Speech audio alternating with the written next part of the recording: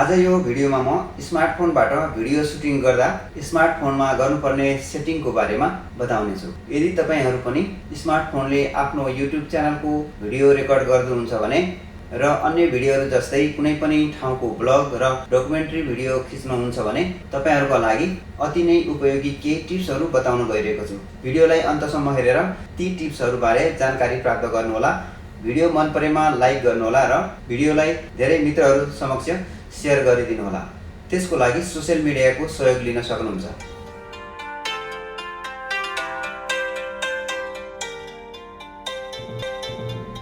नमस्कार, म हुँ कुमार श्रेष्ठ। तपाईहरु अहिले हेर्दै हुनुहुन्छ टेक्नोलोजी सम्बन्धी जानकारी दिने युट्युब च्यानल आर्किटेक्ट जापान। यस च्यानलमा टेक्नोलोजी सम्बन्धी विभिन्न कुराहरु नेपाली भाषामा निशुल्क हेर्न सक्नुहुन्छ। त्यसका साथै केही ग्याजेटहरुको अनबक्सिङ भिडियो, ती प्रोडक्टहरुको रिभ्यु र त्यसलाई कसरी प्रयोग गर्ने भन्ने लगायत विविध प्रकारका भिडियो, iOS अपडेट बारे केही इन्फर्मेसन अनि आइफोन युजरका लागि उपयोगी एप्लिकेसनहरुको ट्युटोरियलहरु यस च्यानलमा पाउन सक्नुहुन्छ। च्यानलमा भिजिट गरेर तपाईहरुलाई मन पर्ने टपिक अन्तर्गतका भिडियोहरु हेर्न सक्नुहुन्छ। भिडियो हेरेपछि तपाईलाई सो भिडियो बारे केही जिज्ञासा भएमा प्रतिक्रिया लेख्न नछुटाउनु होला र सल्लाह सुझाव छन् भने अवश्य पनि कमेन्ट बक्समा तल लेखेर पठाउनु होला, ताकि तपाईको सल्लाह सुझाव र जिज्ञासाहरु मैले पनि जान्न सक्ने छु र आगामी भिडियोहरुमा ती कुराहरुलाई अझ राम्रोसँग प्रस्ताउने कोसिस गर्ने छु। साथीहरु, आजको भिडियोमा म कुरा गर्न गइरहेको छु कि तपाईहरु कुनै पनि भिडियो सुटिङ गर्दै हुनुहुन्छ भने त्यस समय विचार गर्नुपर्ने कुराहरु के हुन् त भन्ने कुराहरुको जानकारी दिन सक्नुहुनेछ। पहिलो टिप्स रहेको छ स्मार्टफोनको एरोप्लेन मोड। कुनै पनि विषयमा भिडियो सुटिङ गर्दै हुनुहुन्छ भने मोबाइललाई एरोप्लेन मोडमा अन गरेर सुरु गर्नु होला, किनभने सुटिङ भइरहँदा फोन कल, नोटिफिकेसन र अन्य इन्फर्मेसनहरुले भिडियोलाई बीचबीचमा डिस्टर्ब गर्ने हुँदा ती डिस्टर्बेसनहरुबाट बचेर सुटिङलाई सफल पार्न पनि एरोप्लेन मोडलाई अन गर्न जरुरी हुन्छ। दोस्रो टिप्स रहेको छ क्यामेराको HDR अप्सनलाई अटो मोडमा राख्नु।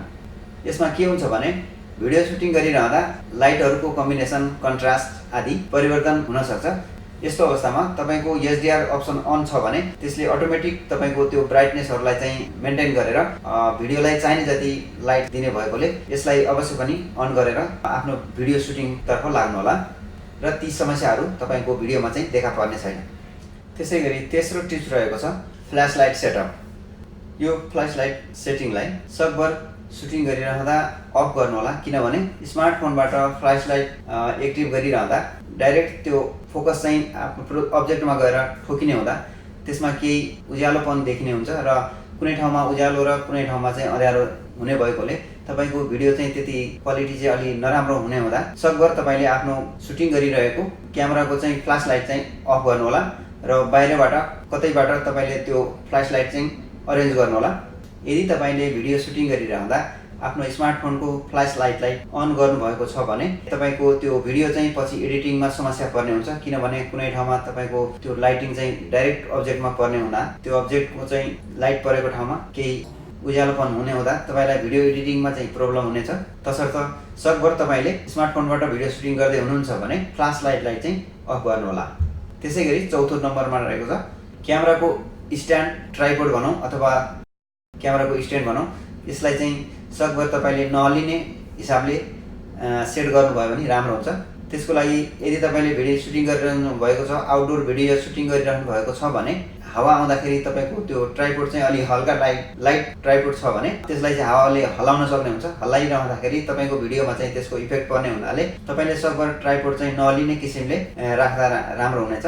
र पाँचौं टिप्स रहेको छ सुटिङ गरिरहनु भएको बेलाको तपाईको क्यामेरा र अब्जेक्टसम्मको, जस्तो कि मेरो यो अहिले क्यामेरा यहाँ फ्रन्टमा रहेको छ भने म यहाँ बसिरहेको छु, यसको डिस्टेन्स चाहिँ सकभर तपाईले 1 मिटर बराबरको राख्दा राम्रो हुन्छ। तपाईको स्मार्टफोनमा भर पर्ने हुन्छ तपाईको स्मार्टफोनको क्यामेराले कति क्याप्चर गर्छ, त्यो क्याप्चर अनुसारको तपाईले डिस्टेन्स चाहिँ मेन्टेनेन्स गर्नुपर्ने हुन्छ र आफूभन्दा यो अब्जेक्टभन्दा पछाडिको ब्याकग्राउन्डलाई पनि अलि टाढो नै राख्दा राम्रो हुन्छ, किनभने त्यसले गर्दाखेरि तपाईको लाइट चाहिँ सिधा पछाडि परेर अगाडि आउँदाखेरि अब्जेक्टलाई चाहिँ असर गर्ने हुँदाले लाइट चाहिँ अब्जेक्टमा परिसकेपछि अब्जेक्टबाट पछाडि जाँदा त्यहाँबाट परिवर्तन भएर तपाईँको अब्जेक्टमा पुनः आउँदाखेरि भिडियोमा चाहिँ केही डिस्टर्बेन्सहरू देखिने हुनाले आफ्नो स्मार्टफोनको र आफू बस्ने अथवा कुनै पनि अब्जेक्टको भिडियो लिइराख्नु भएको छ भने त्यसलाई चाहिँ मेन्टेन गरेर डिस्टेन्स चाहिँ मिलाउनु पर्ने हुन्छ। यसरी यी टिप्सहरूलाई फलो गरेर तपाईँले भिडियो लिनुभयो भने मलाई लाग्छ तपाईँको भिडियो चाहिँ अति उत्तम हुनेछ। साथीहरू, यी बताएका टिप्सहरू यहाँहरूलाई कस्तो लाग्यो? यदि तपाईँहरूलाई यी टिप्सहरू राम्रो लागेको छ भने मलाई केही सल्लाह सुझाव दिन चाहनुहुन्छ भने मलाई कमेन्टमा लेखेर पठाउनुहोला। भिडियो मन परेमा लाइक गर्नुहोला र साथीहरूलाई सक्दो सेयर गर्नुहोला। यदि तपाईँ यस च्यानलमा पहिलोपटक भिजिट गर्दै हुनुहुन्छ भने भिडियोको तल दिएको रातो अक्षरमा लेखेको सब्स्क्राइब बटनलाई दबाउनुहोला। त्यसपछि नयाँ भिडियोको जानकारी पाउनको लागि तपाईँले बेल आइकनलाई दबाउनु पर्ने हुन्छ। हस् त साथीहरू, यदि भन्दै आजको यस भिडियोबाट बिदा चाहन्छु। तपाईँहरूको दिन शुभ रहोस्। धन्यवाद।